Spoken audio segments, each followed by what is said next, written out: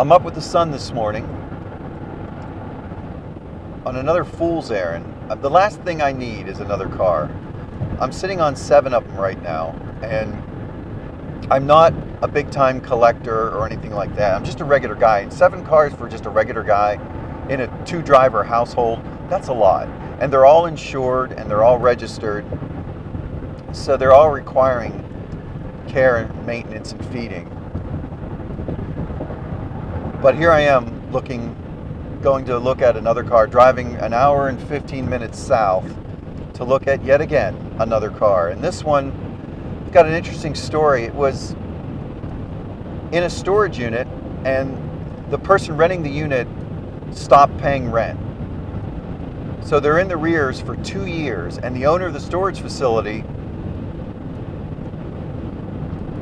went through the legal proceedings and sold off all of the tenants' stuff except for 2 cars. All the small items that were in the storage facility has already been sold, and one of the 2 cars, which was a van, has already been sold, but it was only sold for parts. I guess it was in bad shape. I don't know the story of the van. The other one is the car that I'm going to go look at this morning, and it is fraught with danger and problems. The car has no title. Supposedly a VIN registry has been looked up on the car, and it's never been registered, or there's no record of the car ever being registered. I don't know if I believe that. If that's true, then I'd have to say the car was stolen and the VIN numbers were switched. But even so, a VIN would have to come back to a registration somewhere, unless somebody physically made up a VIN and made a plate and stuck it in the car. And I don't think car thieves go through that much trouble. Why not just dismantle the vehicle and sell the parts? The car is rare enough in terms of it was a common car, but now it's getting rare. It's nothing exotic. It's not a Ferrari or a Lamborghini or anything like that, but it is an interesting car with a very strong and loyal following, and now I'm one of those strong and loyal followers, and that's why I'm going to go look at it. There's a lot of red flags on this. There's a parade marching down Main Street waving red flags on this vehicle, but I can't help but look at it because I have the sickness. I've got the car sickness, especially when it comes to something interesting and something that's getting a little bit rare. And there it is. It's a 1989 Saab 900 Turbo.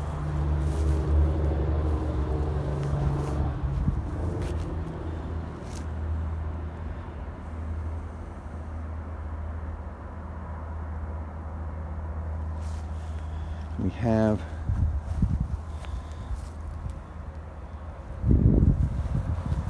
the wheel, the center caps on those wheels. It's what we call the slant nose versus what I have. My 83 is a flat nose, and it has the more integrated, has the flush headlights, the slanted front grille, the more integrated bumpers. They weren't the big battering rams like are sticking out on my car. See, does it have the famous, no, these mirrors.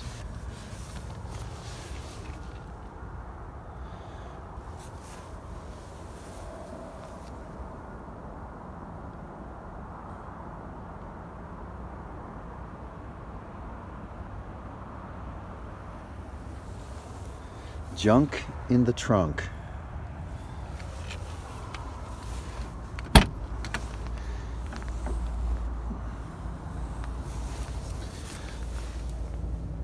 Actually, the seats are dry, but they're in good shape. There's no cracks. We got a little peeling away here, some shrinkage. Shrinkage! We have keys. We have 131,000 miles, which is barely break-in miles for a Saab. We have the original Clarion radio. Dashboards like all Saab dashboards. We have keys in it.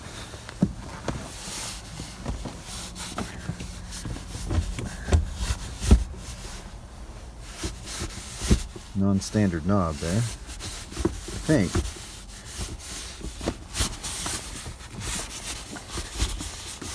This will not go into reverse, which means I dare not pull these keys out. me. I don't like the way they feel.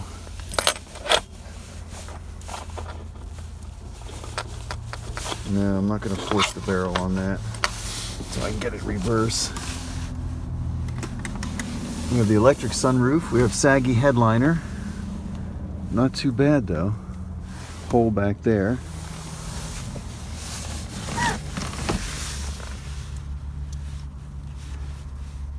Elmo leather, exclusively made for Saab.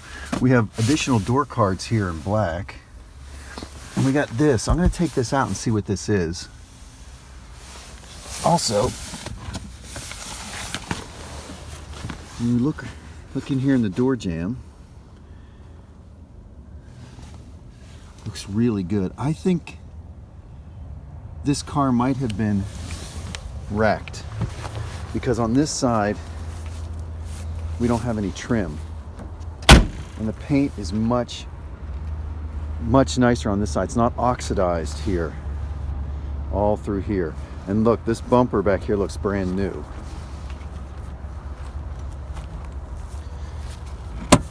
As well as the badging.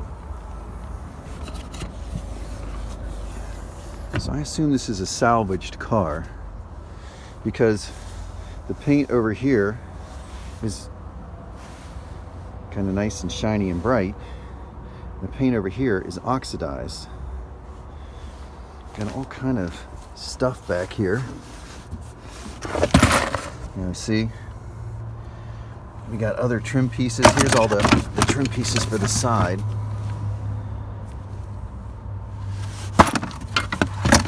Not sure what this is.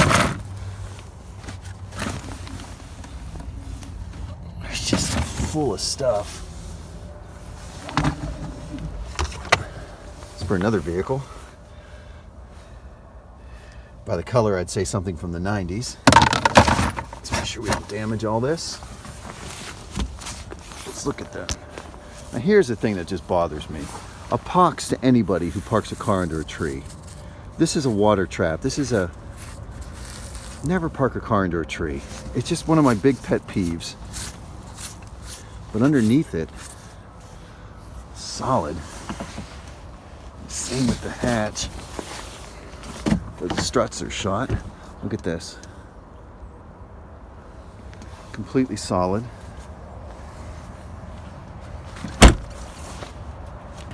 I'm going to look into that in a minute. Let's get down here.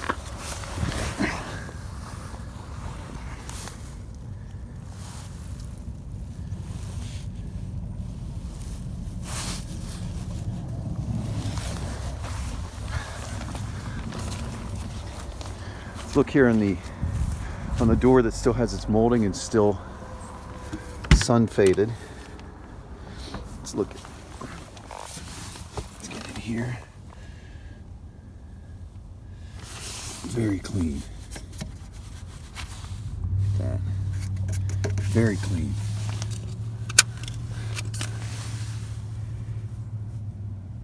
Huh, it's a lockout for the radio. That's handy. Let's go under here, the edge of the door. Looks good.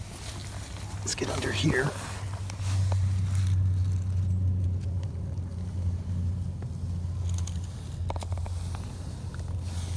Yep, the exhaust is on the floor, on the ground.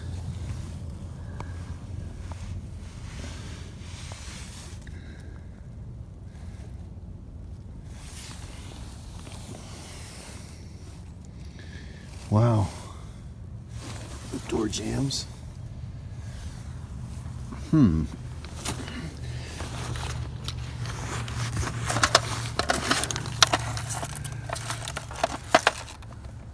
Look at this.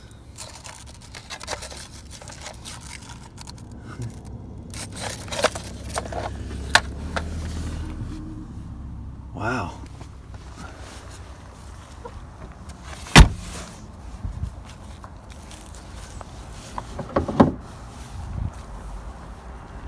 See, that's what I expect the rear badge to look like. And with it that clean, I just think it's been a car that's been wrecked and put back together, but it seems to be put back together pretty well. Where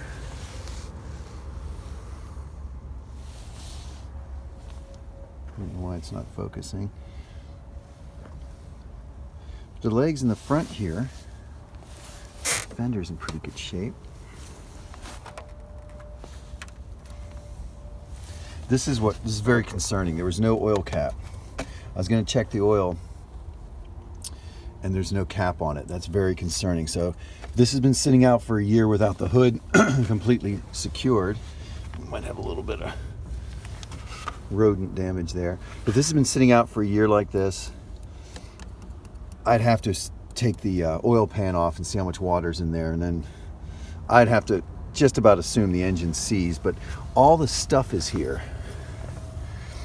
Intercooler and all the plumbing.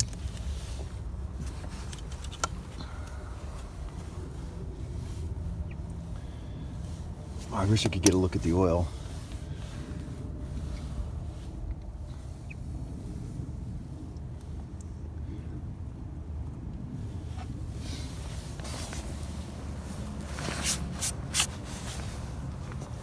Again with the tree. Never park under a tree.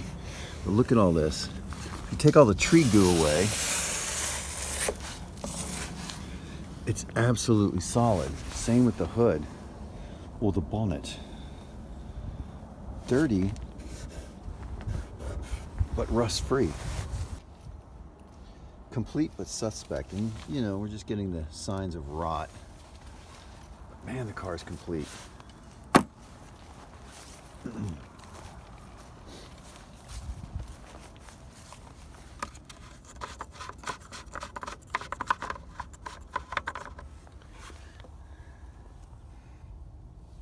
Dry as the proverbial bone.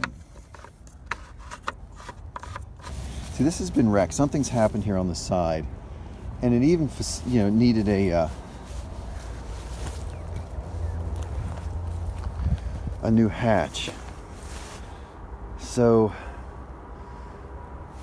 damage that comes all the way down one side and even extends to the hatch is a little bit worrisome. So I want to check the legs underneath look straight here, but I want to check the spare tire well and see if it's still round.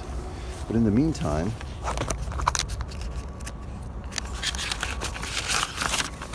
have a little maintenance log here, starting in '98 when the car had 112,000 miles. Spark plug, Dizzy rotor, air oil filter, tires, P600 tires. Is that what's still on it right now? Yep, Pirelli P600s. So that was in '98, so we pretty much know.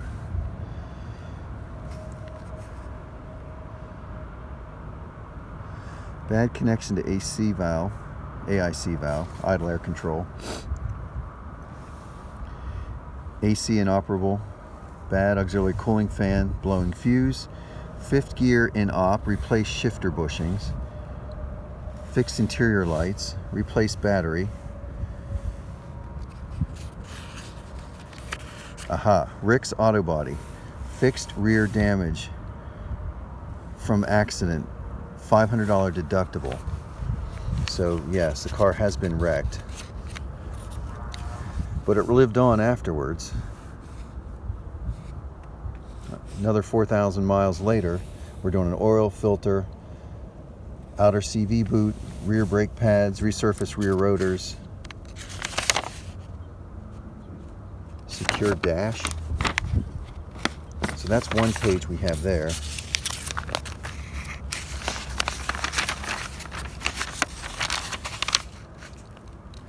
Southampton, New Jersey. Oh, Jersey, the land of scrubbing titles. $392 spent at the turn of the century in aught. That's the rotors, resurfacing the rotors.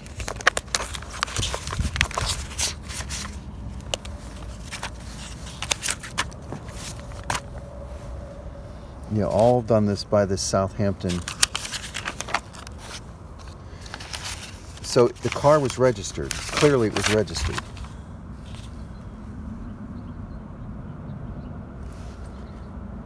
There's her number. The lady who owned the car. She must have been the second owner. Got lots of repair orders, lots of work orders here, probably for everything that's here.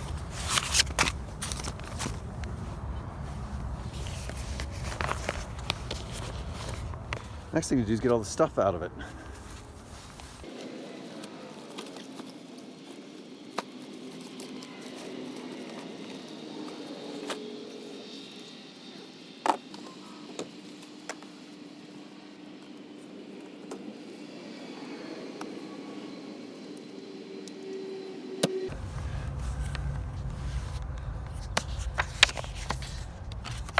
We have stamped dealer service going up to 92, and that's when it stops.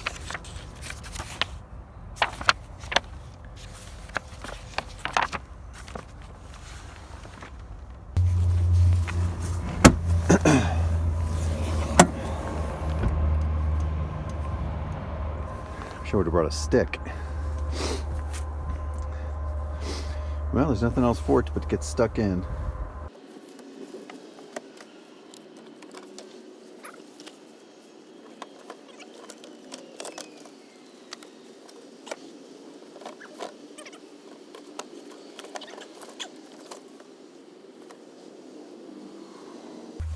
But what I'm looking at here is everything here is straight.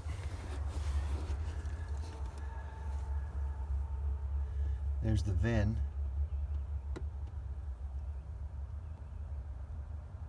And the paint code and the interior code.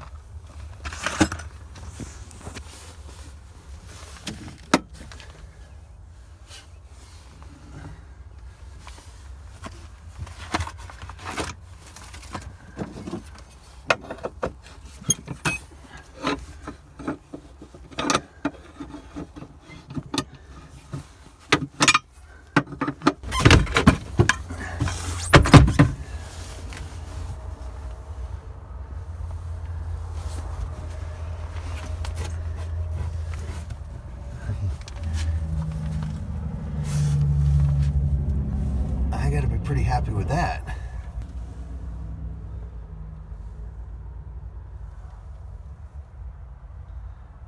It's all, there's no sign that it's been cobbled back together. And even here in the corner, you have the original body seal that hasn't been breached.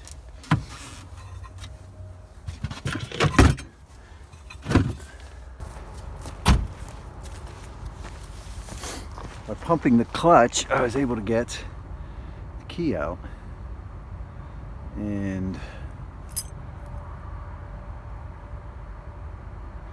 rust is a little concerning. It's probably been in there for a long time. It's just only slightly bent.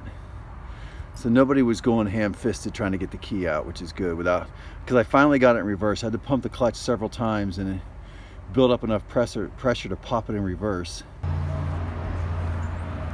And there it is. The iconic shape that can be nothing but a classic Saab 900. Some people say it's ugly. I think it's beautiful because I think it's not styled, it's engineered. It's designed.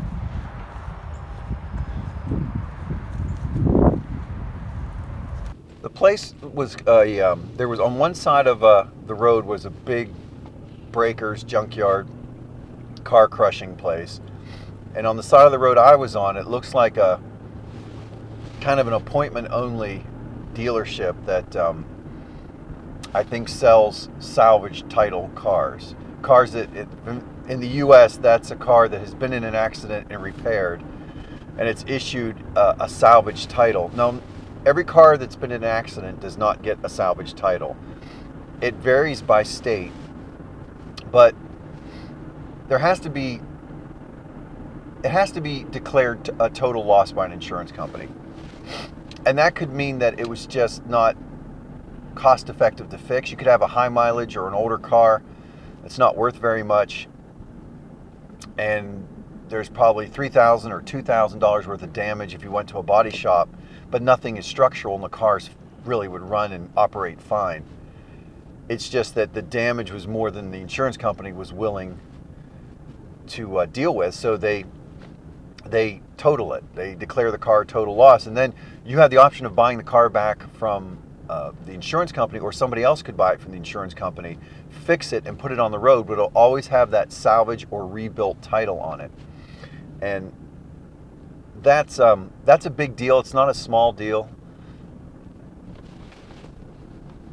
Like, I wouldn't buy a high-end collector or classic car with a salvage title.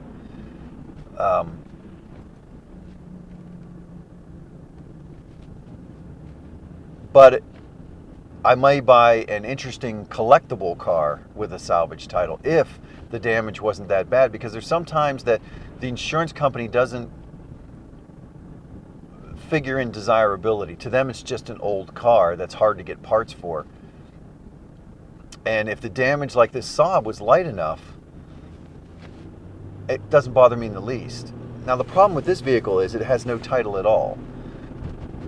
And it's been through Delaware and New Jersey that has different titling standards than Pennsylvania.